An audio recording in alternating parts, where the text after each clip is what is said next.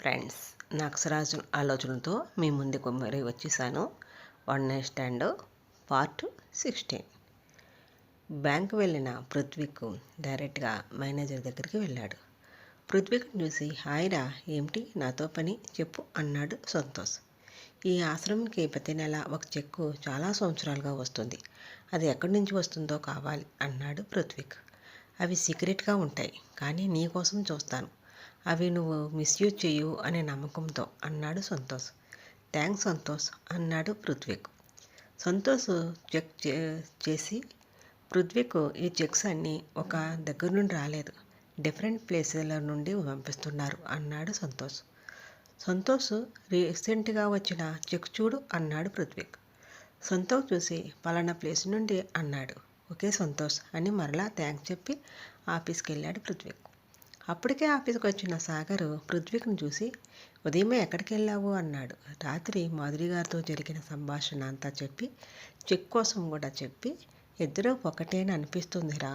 అసలు ఎక్కడ ఉన్నాం, ఎందుకు అమౌంట్ డొనేట్ చేస్తున్నారో అర్థం కావడం లేదు. ఎక్కడ కూడా 2 నెలల కన్నా ఎక్కువ ఉండడం లేదు అన్నాడు పృథ్వీక్. అంటే ఏమిట్రా, ఏదైనా ప్రమాదంలో ఉన్నారని అంటావా అన్నాడు సాగర్. నాకు అదే డౌటు. ఒక విషయం, డాడీ ఇంటి నుండి వెళ్ళే టైంలో వనిత ఆనంద్ ఇండియాలోనే ఉన్నారు. డాడీ తన చెల్లెలు ప్రమాదంలో ఉంది అని, తన కోసం మాకు దూరం అయ్యారని డౌట్.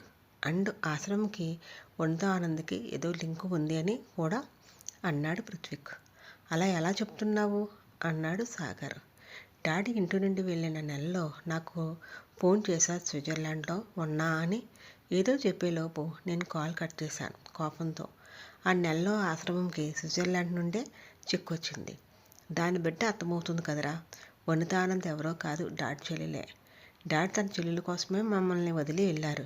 డాడీ నాకు చెప్పాలని కాల్ చేసి ఉంటారు. నేను డాడీ చెప్పింది వినలేదు. లాలస చూడరా, ఒక్కసారి కూడా డాడీని చూడలేదు. అది అర్థం చేసుకున్నట్లు కూడా నేను అర్థం చేసుకోలేకపోయాను.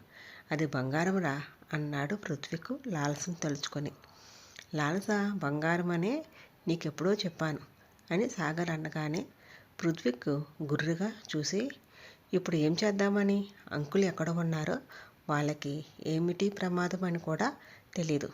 ఆశ్రమంకి చెక్కు వస్తున్నా దాన్ని బట్టి కూడా ఎక్కడ ఉన్నారో కూడా తెలుసుకోవడం కష్టం అన్నాడు సాగర్. వికాస్ కోసం ఏమైనా తెలిసిందా అన్నాడు పృథ్వీక్. ఎందుకురా, ఈ 5 సంవత్సరాల టైంలో రోజుకి ఒక్కసారైనా వాడి కోసం అడుగుతావు అన్నాడు సాగర్. వాడు వస్తే కొన్ని నిజాలు తెలుస్తాయి అని. నాకు మీటింగ్ ఉంది, నువ్వు ఆఫీస్ చూసుకో అని చెప్పి వెళ్ళిపోయాడు పృథ్వీక్. లంచ్ తీసుకొని రఘువీర్ గారి దగ్గరికి వచ్చింది లాలస. వెనక్కి విన్ని, లక్కీ లోపలికి వస్తూనే తాతయ్య తాతయ్య అంటూ ఇద్దరూ అరుచుకుంటూ వచ్చారు. వాళ్ళ అరుపులకి వనిత గారు, రఘువీర్ గారు హాల్లోకి వచ్చి ఇద్దరు చెరో ఒకరిని ఎత్తుకుని ముద్దు పెట్టారు. వెనకే నవ్వుతూ వస్తున్న లాలసను చూసి డౌట్గా చూస్తున్న రఘువీర్ గారు వనిత గారిని చూసి, అమ్మ లాలస అని చెప్పాడు లక్కీ. లాలస వైపు తిరిగి, రఘువీర్ తాతయ్య, తాతయ్య చెల్లెలు వనిత అమ్మమ్మ అని అంది విన్ని వాళ్ళిద్దరికీ పరిచయం చేస్తూ. రఘువీర్ గారిని అలాగే చూస్తున్న లాలసను చూసి, ఏమీ అలా చూస్తున్నావు, నేను నీకు తెలుసా అన్నారు డౌట్గా.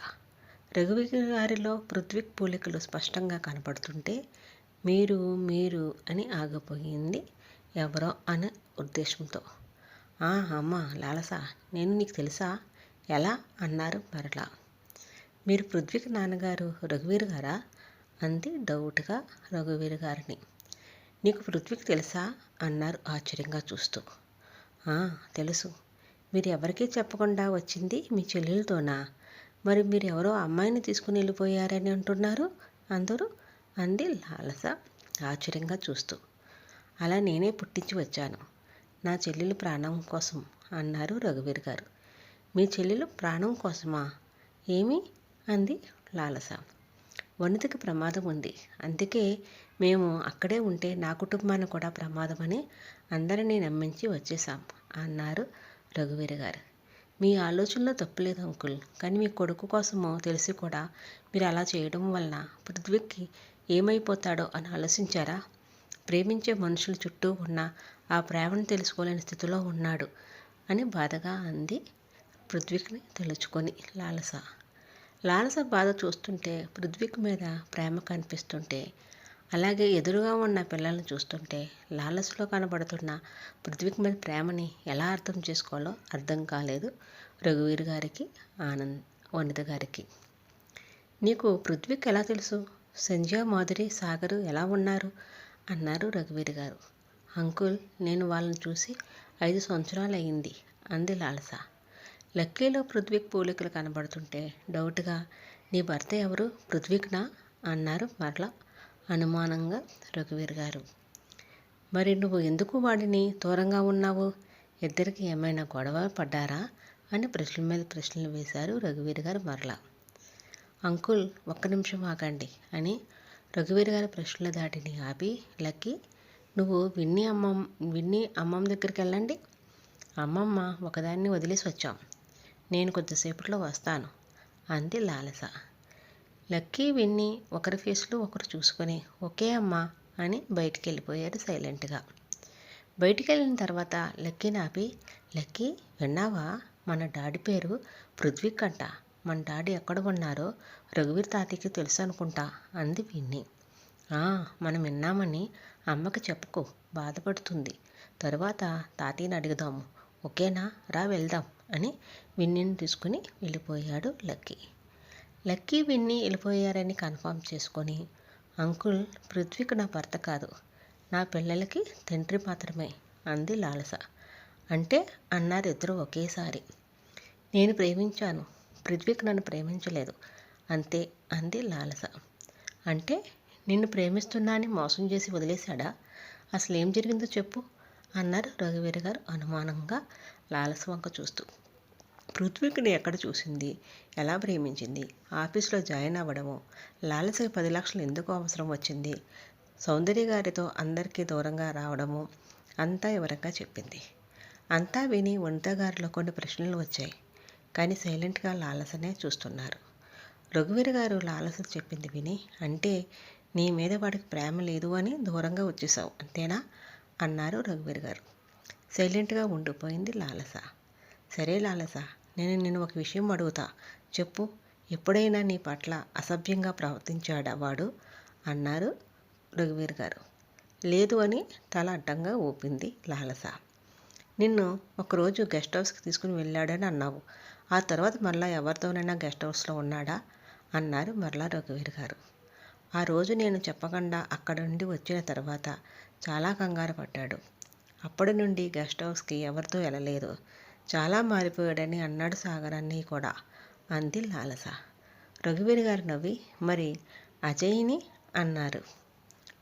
నా మీద చేయి వేశాడని చాలా గట్టిగా కొట్టారు, కానీ ఆ రోజు అని ఆగిపోయింది. అసలు ఆ రోజు ఏం జరిగింది? రఘువీర్ గారు ఎక్కడ ఉన్నారో పృథ్వీకి చెప్తుందా? రఘువీర్ కోసమైనా పృథ్వీక్ దగ్గరికి వెళ్తుందా లాలస? మరి వన్ నైట్ స్టాండ్ మనము ఫాలో అవ్వాల్సిందే తెలుసుకోవాలంటే. అక్షరాలుగా మార్చి నేను రాసిన కథ వన్ నైట్ స్టాండ్. ఈ కథ మీద ఎవరికి రైట్స్ లేవు, ఇది కేవలము నాకు మాత్రమే సొంతము. ఇది ఎవరు కాపీ చేయడానికి వీల్లేదు. వీడియో నచ్చితే లైక్, షేర్, కామెంట్ చేసి ఛానల్ని సబ్స్క్రైబ్ చేయండి friends. Thanks for watching. Thank you so much.